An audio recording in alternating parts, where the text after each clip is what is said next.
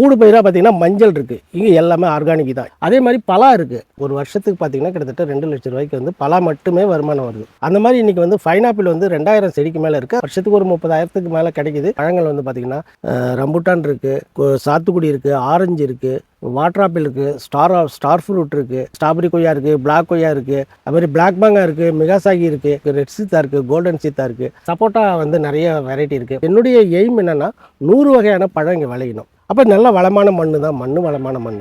அதை இன்னும் வளமாக்கணும். மண்ணில் உயிரோட்டம் இல்லை. அப்போ உயிரோட்டம் ஆக்கணும்னா இங்கே வந்து இது கிடைக்கும். இந்த ஆவாரம் செடி நிறைய இருக்கும், எருக்கு செடி நிறையா இருந்துச்சு, கொஞ்சித்தழைன்னு ஒரு செடி. அந்த கொஞ்சித்தழை பார்த்தீங்கன்னா அவ்வளோ சத்து. இதில் வந்து இலைத்தழை கொட்டுது. ரெண்டாவது வந்து இவ்வளோ முந்திரி மரம் இருந்துச்சு, எல்லாத்தையும் வெட்டுறோம். ஆனால் எதையுமே நாங்கள் எரிக்கிறதில்லை, எதையுமே விற்பனைக்கும் பண்ணுறதில்லை. அப்போ மக்குதல் வந்து நடக்கும்போது எல்லாமே திரும்ப திரும்ப மறுசுழற்சி ஆகுது. உங்களுக்கு வந்து இது வந்து மண்புழுக்கு உரமாகுது, நுண்ணுயிர் பெருக்கு அதிகமாக இருக்குது. 2% இதில் வந்து அங்கக பொருள் இருக்கு.